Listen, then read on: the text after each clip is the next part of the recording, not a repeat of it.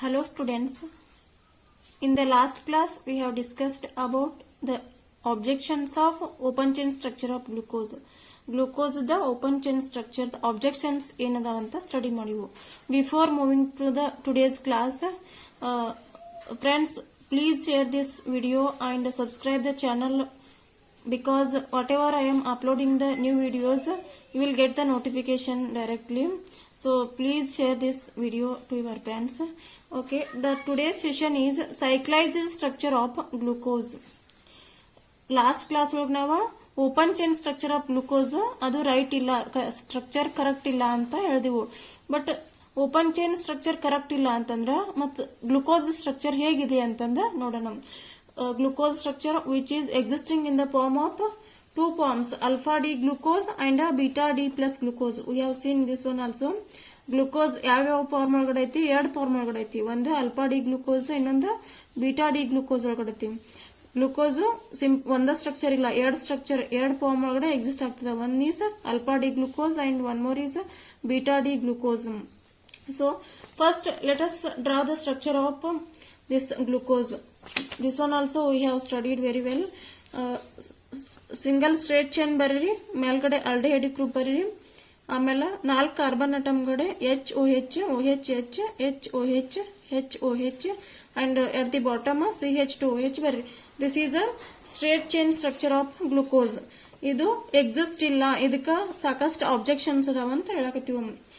First ಗೆ ನಾವು ಇದನ್ನ ರಿಂಗ್ ಸ್ಟ್ರಕ್ಚರ್ ಹೆಂಗ್ ಬರೀದಪ್ಪ, there is a reaction between intramolecularly reaction between this last ದಿಂದ ಸೆಕೆಂಡ್ ಕಾರ್ಬನ್ ಒಳಗಡೆ ಏನು OH ಐತೆಲ್ಲ, ಆ OH ಜೊತೆ ಈ ಆಲ್ಡಿಹೈಡ್ ಗ್ರೂಪ್ ಜೊತೆ ರಿಯಾಕ್ಷನ್ ಆಗ್ತದ. ಸೊ ಇದು ಯಾಕಂತಾನು ಲಾಸ್ಟ್ ಕ್ಲಾಸ್ ಅಲ್ಲಿ ಡಿಸ್ಕಸ್ ಮಾಡಿದ್ವಿ. ಯಾಕಂದ್ರ there is a formation of 6 member ring formation ಆಗ್ತದ. ಅಲ್ಲಿ ಎನರ್ಜಿ ಕಡಿಮೆ ಇರ್ತದ, ಸೊ ಅದು ಸ್ಟೇಬಲ್ ಇರ್ತದ. 6 membered ring is a stablest ring, ಅದಕ್ಕೆ 6 ಮೆಂಬರ್ಡ್ ರಿಂಗ್ ಫಾರ್ಮೇಶನ್ ಆಗ್ತದ instead of other ring. So ಅದಕ್ಕೆ ಈ OH ಅಷ್ಟ ರಿಯಾಕ್ಷನ್ ಒಳಗೆ ಇನ್ವಾಲ್ವ್ ಆಗ್ತದೆ. ಇನ್ಸ್ಟೆಡ್ ಆಫ್ ಇಲ್ಲಿ ಒಂದು ಆಕ್ಸಿಜನ್ ಇತ್ತು, ಇದು OH ಇತ್ತು, ಇಲ್ಲಿ OH ಇತ್ತು, ಇವೆಲ್ಲದ್ರೂ ಬಿಟ್ಟ ಈ OH ಯಾಕೆ ರಿಯಾಕ್ಟ್ ಆಗತೈತಿ ಅಂತಂದ್ರೆ there is a formation of 6 membered ring which is stable. So ಇದ್ರದ್ದು ನಾವು ರಿಂಗ್ ಸ್ಟ್ರಕ್ಚರ್ ಬರ್ದಿವಿಪ್ಪ ಅಂತಂದ್ರೆ we will get two forms, alpha D glucose and beta D glucose. That is 6 membered ring. It is a 6 membered ring. So ಈ oxygen ಏನದಲ್ಲ ಇದು ಈ ring ಒಳಗಡೆ involve ಆಗತೈತಿ. Glucose ಒಳಗಡೆ ಏನ್ ಈ ಆಕ್ಸಿಜನ್ ಐತಲ್ಲ ಇದು ರಿಂಗ್ ಒಳಗಡೆ ಇನ್ವಾಲ್ವ್ ಆಗತೈತಿ. ಸೊ ಇಲ್ಲಿ ಸ್ಟ್ರೇಟ್ ಚೈನ್ ಒಳಗಡೆ OH ಗ್ರೂಪ್ ಏನದಲ್ಲ, ಫಸ್ಟ್ ಕಾರ್ಬನ್ ಇಂದ C1 ಕಾರ್ಬನ್ ಇಂದ OH ಗ್ರೂಪ್ ರೈಟ್ ಸೈಡ್ ಬಂತು ಅಂತಂದ್ರೆ that is alpha D glucose. Alpha D the ring ಅದು. So if the OH group left side ಗಿತ್ತಂದ್ರ, ಈ OH ಲೆಫ್ಟ್ ಸೈಡ್ ಗಿತ್ತಂದ್ರೆ ಅದು ಬೀಟಾ ಫಾರ್ಮ್, ರೈಟ್ ಸೈಡ್ ಗಿದ್ರೆ ಅಲ್ಫಾ ಫಾರ್ಮ್, ಲೆಫ್ಟ್ ಸೈಡ್ ಗಿದ್ರೆ beta form. ಈ ಬಾಕ್ಸ್ ಒಳಗಡೆ OH ಬತ್ತು ಅಂದ್ರೆ ಅದು alpha form.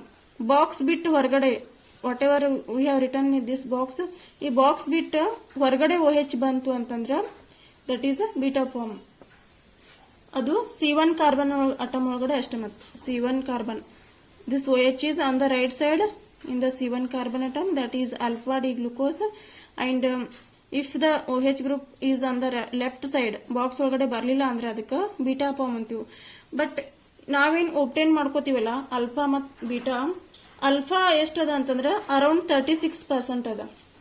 Alpha is around 36%, beta is around 64%. Beta ಏನ್ ಫಾರ್ಮೇಶನ್ ಆಗುತ್ತಲ್ಲ ಅದು ಜಾಸ್ತಿ ಈಲ್ಡ್ ಕೊಡ್ತದ ಅಲ್ಫಾಗಿಂತ. ಯಾಕಂತಂದ್ರೆ ಇಲ್ಲಿ ಮುಂದೆ ನಾವು ಎಕ್ಸ್ಪ್ಲೇನ್ ಮಾಡ್ತೀನಿ ಬೀಟಾ ಯಾಕೆ ಜಾಸ್ತಿ ಕೊಡ್ತದ, ಅಲ್ಫಾ ಯಾಕೆ ಜಾಸ್ತಿ ಕೊಡಂಗಿಲ್ಲ ಅಂದ್ರೆ ಅಲ್ಫಾಕ್ಕಿಂತ ಬೀಟಾ ಸ್ಟೇಬಲ್ ಐತಿ.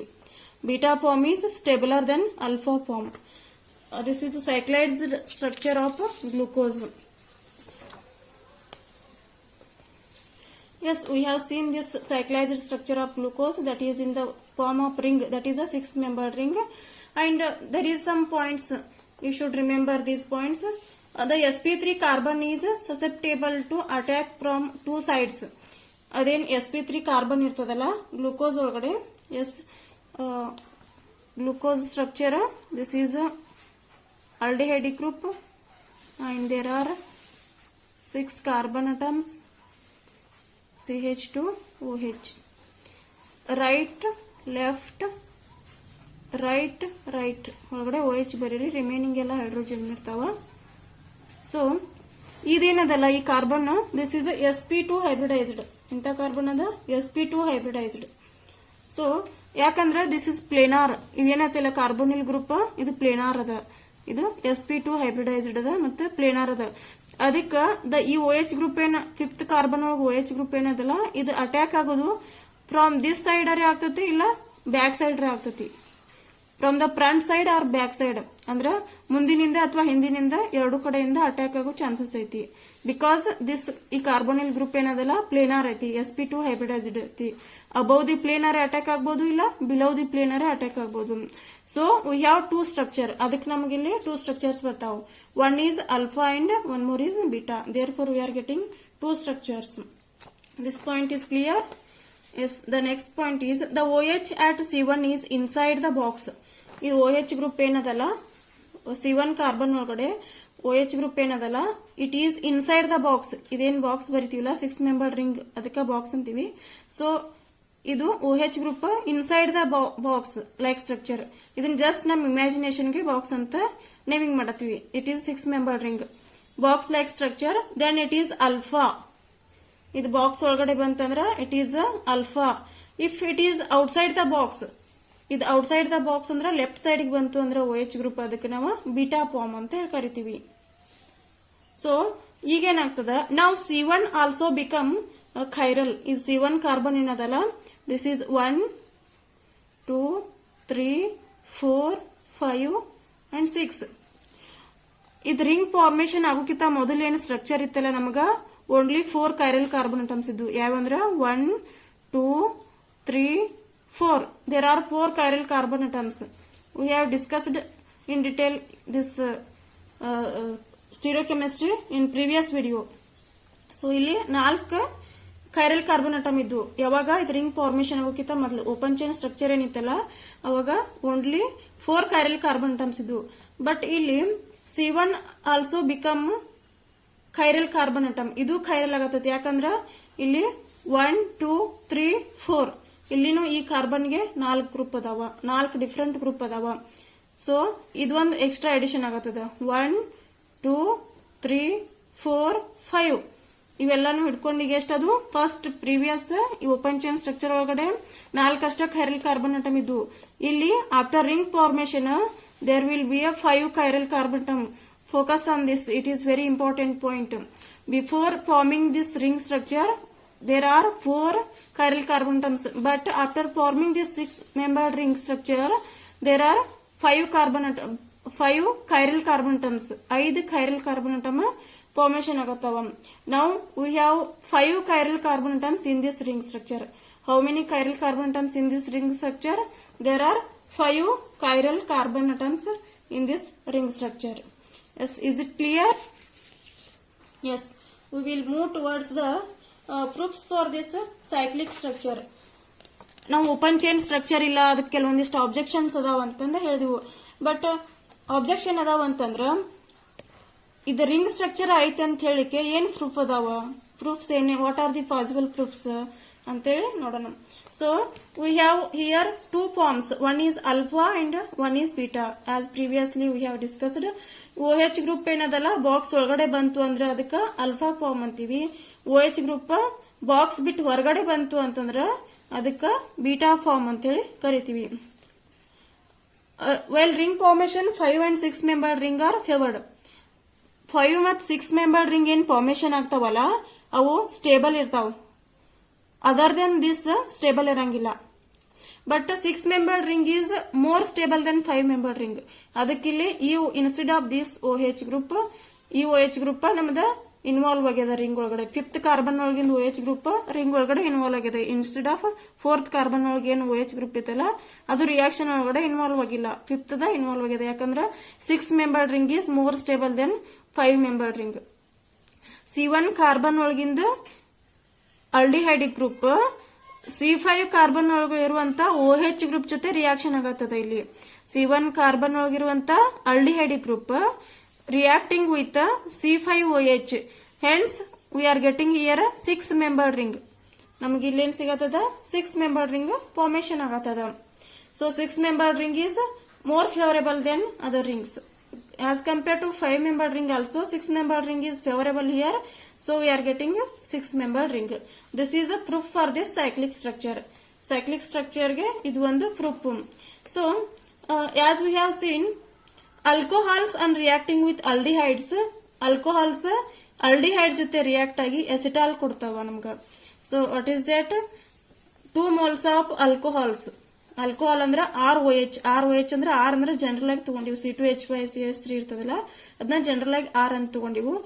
ROH, this is alcohol which on treatment with aldehyde RCHO, R-CHO. ಇದು R ಯಾಕೆ ತಗೊಂಡಿ ಅಂದ್ರೆ R ತಗೊಂಡಿ ಅಂದ್ರೆ ಕನ್ಫ್ಯೂಸ್ ಆಗ್ತದಂತ R ತಗೊಂಡಿವು. alcohol on treatment with this aldehyde R-CHO. ಇಲ್ಲಿ alcohol 2 moles ತಗೊಳತ್ತೀವಿ ನಾವು. So what we are getting here, R-CHOR. This is called acetal with 1 mole of water. ಇಲ್ಲಿ ಎರಡೂನು OR ಗ್ರೂಪ್ ಅದಾವ. ಬಟ್ ಅದ ಗ್ಲೂಕೋಸ್ ತಗೊಂಡ್ರಿ ಅಂದ್ರೆ ಗ್ಲೂಕೋಸ್ ನ case ಬೇರೆನೇ ಐತಿ. ಗ್ಲೂಕೋಸ್ ನಾಗ ಈ ಕೇಸ್ ಇಲ್ಲ. ಇಲ್ಲಿ ಏನಾಗ್ತದಪ್ಪ ಅಂತಂದ್ರ ಆಲ್ಕೋಹಾಲ್ ಅನ್ನ ಆಲ್ಡಿಹೈಡ್ ಜೊತೆ ಟ್ರೀಟ್ ಮಾಡಿದ್ರಿ ಅಂದ್ರೆ ಹೆಮಿ ಎಸಿಟಾಲ್ ಫಾರ್ಮೇಶನ್ ಆಗ್ತದ. ಇಲ್ಲೇನ್ ಫಾರ್ಮೇಶನ್ ಆಗ್ತದ? ಹೆಮಿ ಎಸಿಟಾಲ್ ಫಾರ್ಮೇಶನ್ ಆಗ್ತದ. ಇಲ್ಲಿ OR ಅದ ಗ್ರೂಪ್, ಇಲ್ಲಿ OH ಅದ. This is hemi acetal formation. Complete acetal formation ಆಗ್ತಿಲ್ಲ ಅಂದ್ರೆ half acetal, hemi acetal formation ಆಗ್ತದ. ಒಂದು OR ಗ್ರೂಪ್ ಅಷ್ಟೇ ಅದ. So this is a proof for this cyclic structure of glucose, that is formation of hemiacetal is a proof for this cyclic structure of the glucose. Yes, we move towards how to write the structure of this glucose. Cyclic structure ಅನ್ನು ಹೆಂಗ್ draw ಮಾಡೋದಂತ ನೋಡೋಣ. how to write the cyclic structure of this glucose. Okay, this is ring structure. This is the ring structure. 6-membered ring here it is there, and OH group is inside the box. ಇಲ್ಲಿ OH group ಏನದ inside the box ಅದ. So whether it is alpha or beta? Yes, it is alpha. It is alpha form. If the OH group is outside the box, then it is beta form ಅಂತ ಹೇಳ್ತಿದ್ವಿ. So we know that glucose exists in a 6-membered ring. Glucose is existing in a 6-membered ring as the hexagon. ಇದು ಯಾವ type ಅದ? Hexagon type ಅದ. And what you do, 6-membered ring ಬರೀರಿ. At the right ಕಾರ್ನರ್ಗೆ oxygen ಬರೀರಿ. Hexagon type 6-membered ring ಬರೀರಿ. But the right ಸೈಡ್ಗೆ ಏನ್ ಬರೀರಿ? ಆಕ್ಸಿಜನ್ ಬರೀರಿ. ಅಂಡ್ ರಿಮೈನಿಂಗ್ ಎಲ್ಲಾನು 2 ಗ್ರೂಪ್ಸ್ ಇರ್ತಾವ. ಸೊ ಇಲ್ಲಿ ನಮಗ ಇವೇನ್ ರೈಟ್ ಸೈಡ್ಗೆ ಏನದಾವಲ್ಲ ಇವನ್ನೆಲ್ಲಾನು ಬಿಲೋ ದ this ring ಬರೀರಿ. below this ring ಬರೀರಿ. this is ನಂಬರಿಂಗ್ ಹೆಂಗ್ ಮಾಡ್ತೀವಪ್ಪ ಅಂದ್ರ 1 2 3 4 5 ಇಲ್ಲಿ ಏನ್ ಬರ್ತದಲ್ಲ ಲಾಸ್ಟ್ಗೆ ಅದು 6th ಬರ್ತದ. ಸೊ 6-membered ring ಬರೀರಿ ಲೈಕ್ ಹೆಕ್ಸಾಗೋನ್. ಅದ ರೈಟ್ ಕಾರ್ನರ್ಗೆ ಆಕ್ಸಿಜನ್ ಬರೀರಿ ಒಂದ. ಮತ್ತ ನೇಮಿಂಗ್ ಹೆಂಗಂದ್ರ ನಂಬರಿಂಗ್ ಹೆಂಗಂದ್ರ 1 2 3 4 5 and 6 ಈ ಕಾರ್ಬನ್ ಅಟಮ್ ಬರೀತೀರಿ. ಸೊ ಇಲ್ಲಿ ರೈಟ್ ಸೈಡ್ಗೆ ಏನೇನು ಗ್ರೂಪ್ಸ್ ಅದಾವಲ್ಲ ಅವೆಲ್ಲಾನು ಏನ್ ಮಾಡ್ರಿ ಕೆಳಗಡೆ ಬರೀರಿ. ಬಿಲೋ ದಿಸ್ ರಿಂಗ್ ಅಂದ್ರೆ ಇದು ಪ್ಲೇನ್ ಏನಿರ್ತದಲ್ಲ ಬಿಲೋ ದಿ ರಿಂಗ್ ಇವನ್ನ OH ಗ್ರೂಪ್ ರೈಟ್ ಸೈಡ್ ಇರೋವನ್ನ ಬರೀರಿ. So right side first carbon ಒಳಗಡೆ ಏನದ? OH ಅದ. So you have to write here OH. Next second carbon ಒಳಗೂ OH ಐತಿ. ಥರ್ಡ್ ಕಾರ್ಬನ್ ಒಳಗಡೆ ರೈಟ್ ಸೈಡ್ಗೆ ಏನೈತಿ? H ಇದೆ. ಸೊ 4th ಕಾರ್ಬನ್ ಒಳಗಡೆ OH ಇದೆ. ಇದು ಬಲ್ಕಿಯರ್ ಗ್ರೂಪ್ ಏನಂತಿಲ್ಲ ಇದನ್ನ ಮೇಲ್ಗಡೆ ಬರಿತೀವಿ ನಾವು ಯಾವಾಗ್ಲೂ. So you can write CH2OH here. CH2OH.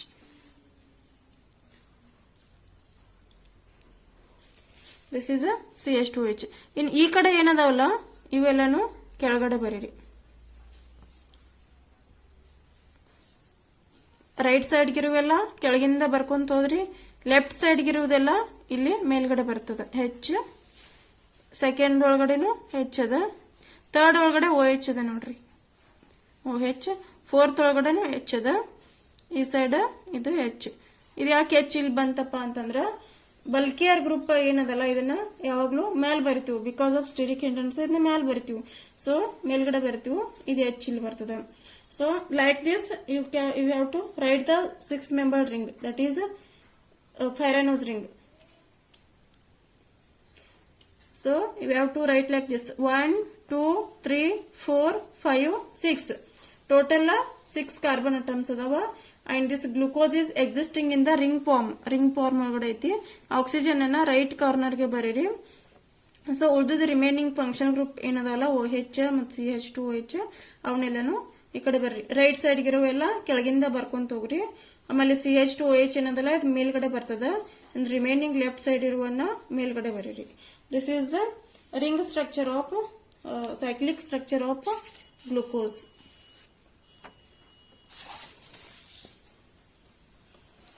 Yes, this cyclic structure is existing in two forms.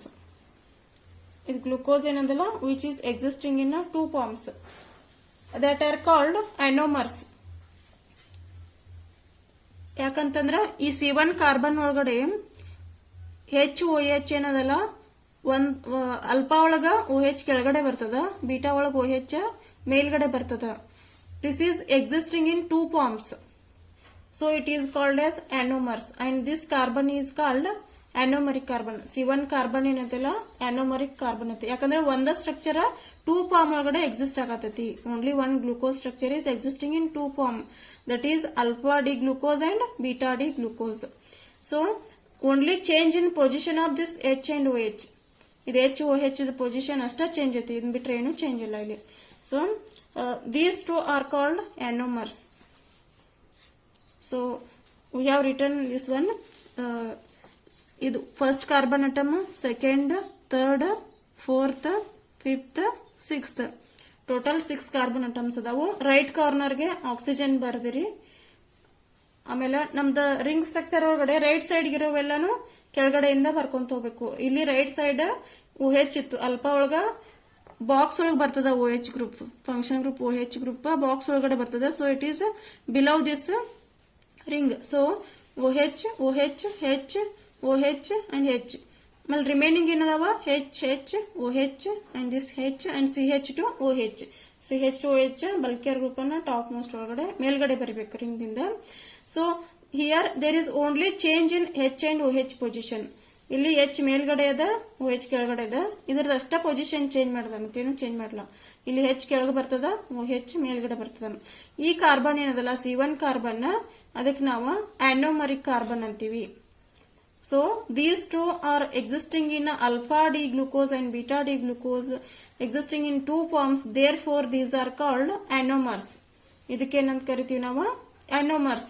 These two cyclic rings, that is 6-membered rings, are existing in two forms, that is alpha and beta.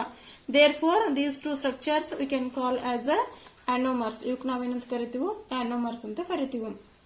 So ಇದನ್ನ ನಾವು 3D ಒಳಗಡೆ ನೋಡ್ತೀವಿ. ಅಂದ್ರೆ ಇವು front carbon ಏನದಾವಲ್ಲ 1, 2, 3, 4 ಈ carbon mutton ಇದನ್ನ 3D ಒಳಗಡೆ ನೋಡಿದೀವಿ ಅಂತಂದ್ರ ಈ ಟೈಪ್ ಇರ್ತದ.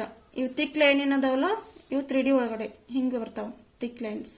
So this is the front bond are made thick. ಇವನ್ನ ನೀವು ಥಿಕ್ ಆಗಿ ಮಾಡಿದ್ರಿ ಅಂದ್ರ, ಅಂಡ್ ಇವೇನು ಹೈಲೈಟ್ ಅದಾವಲ್ಲ which are in 3D nature.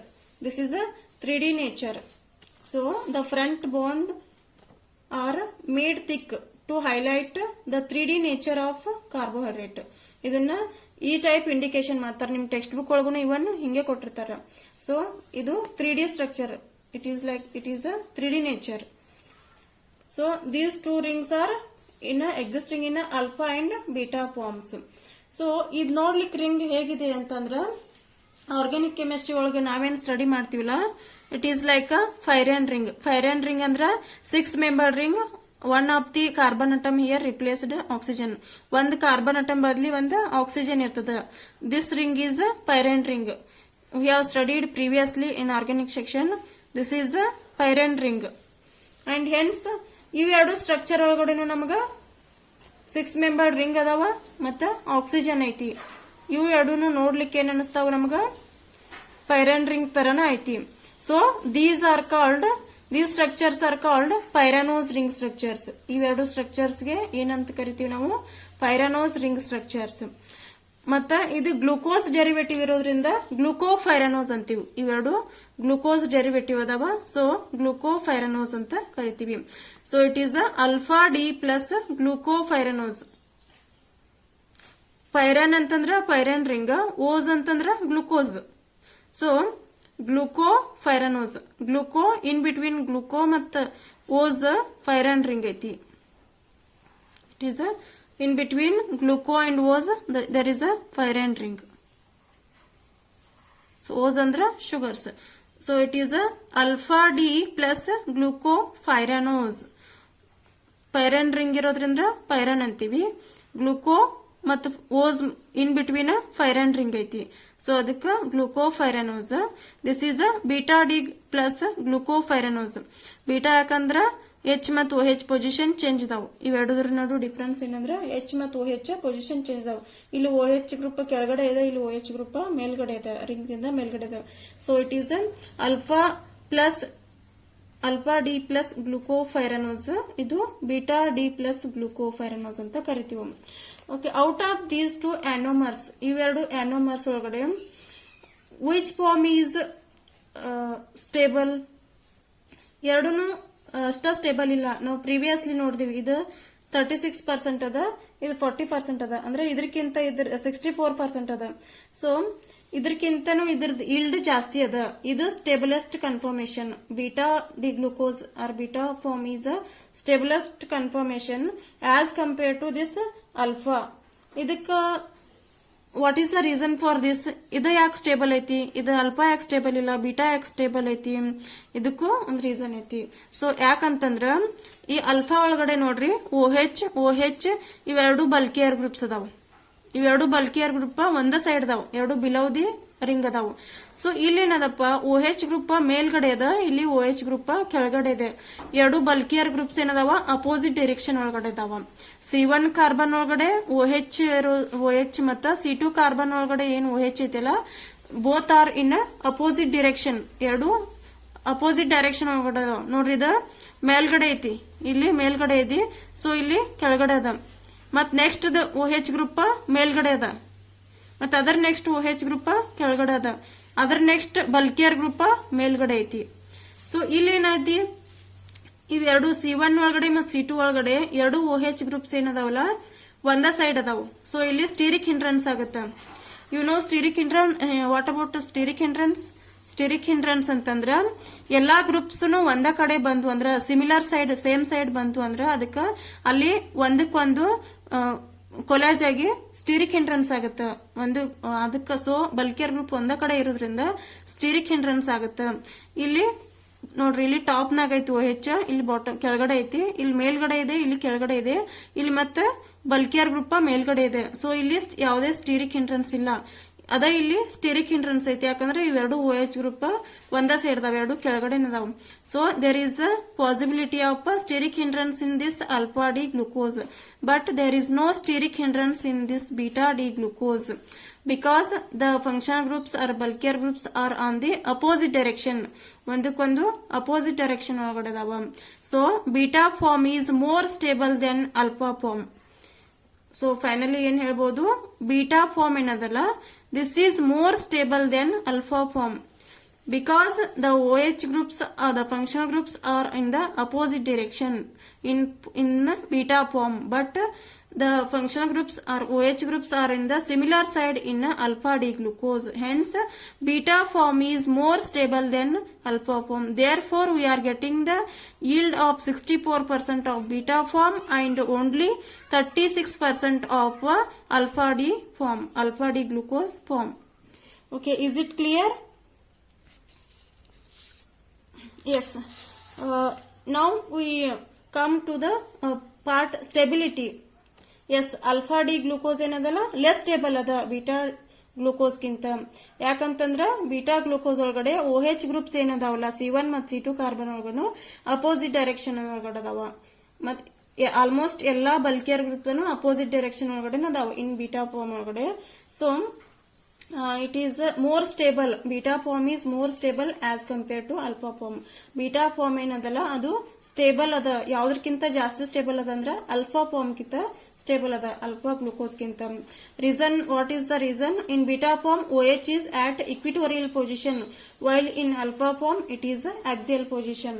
Equatorial axial position ಅನ್ನ ಇದನ್ನ ನಾವು ಸ್ಟೀರಿಯೋಕೆಮಿಸ್ಟ್ರಿ ಒಳಗೂ ಡಿಟೇಲ್ ಆಗಿ ಸ್ಟಡಿ ಮಾಡ್ತೀವಿ. So this is alpha form and this is beta form. ಇದನ್ನ 6 ಮೆಂಬರ್ಡ್ ರಿಂಗ್ ಅನ್ನ ಚೇರ್ ಫಾರ್ಮ್ ಒಳಗಡೆ ಬರ್ದ್ರಿ ಅಂತಂದ್ರ ಇಲ್ಲಿ H ಏನದಲ್ಲ ಇದು ಇಕ್ವಿಟೋರಿಯಲ್ ಅದ ಮತ್ತ OH ಏನದಲ್ಲ ಆಕ್ಸಿಯಲ್ ಪೊಸಿಷನ್ ಒಳಗಡೆ. ಇದೇನಿದು ಅಲ್ಫಾ ಫಾರ್ಮ್. ಅಲ್ಫಾ ಫಾರ್ಮ್ ಅದನ್ನ ನಾ ರಿಂಗ್ ಸ್ಟ್ರಕ್ಚರ್ ಅನ್ನ 6 ಮೆಂಬರ್ಡ್ ರಿಂಗ್ ಸ್ಟ್ರಕ್ಚರ್ ಅನ್ನ ಈ ಚೇರ್ ಫಾರ್ಮ್ ಒಳಗಡೆ ಬರ್ತೀನಿ ಅಷ್ಟ. ಸೊ ಇಲ್ಲಿ OH ಕೆಳಗ್ ಬರ್ತದ, ನಮ್ದು ಅಲ್ಫಾ ಫಾರ್ಮ್ ಒಳಗಡೆ OH ಕೆಳಗ್ ಬರ್ತದ, ಬಟ್ ಅದ ಬೀಟಾ ಫಾರ್ಮ್ ಒಳಗಡೆ OH ಮೇಲ್ಗಡೆ ಬರ್ತದ. ಸೊ ಇಲ್ಲಿ OH ಆಕ್ಸಿಯಲ್ ಪೊಸಿಷನ್ ಒಳಗಡೆ ಈ ಪೊಸಿಷನ್ಸ್ ಏನದಾವಲ್ಲ ಸ್ಟ್ರೇಟ್ ಬರ್ತದಲ್ಲ ಇದು ಆಕ್ಸಿಯಲ್ ಅಂತ ಕರಿತೀವಿ, ಇದಕ್ಕೆ ಇಕ್ವಿಟೋರಿಯಲ್ ಅಂತ ಕರಿತೀವಿ. So it is equatorial, this is axial. ಯಾವಾಗ್ಲೂ ಬಲ್ಕಿಯರ್ ಗ್ರೂಪ್ ಇಕ್ವಿಟೋರಿಯಲ್ ಪೊಸಿಷನ್ ಒಳಗಡೆ ಇರಕ ಟ್ರೈ ಮಾಡ್ತದ, ಯಾಕಂದ್ರೆ ಅಲ್ಲಿ ಸ್ಟೆರಿಕ್ ಹಿಂಡ್ರೆನ್ಸ್ ಆಗಂಗಿಲ್ಲ ಇಕ್ವಿಟೋರಿಯಲ್ ಪೊಸಿಷನ್ ಒಳಗಡೆ.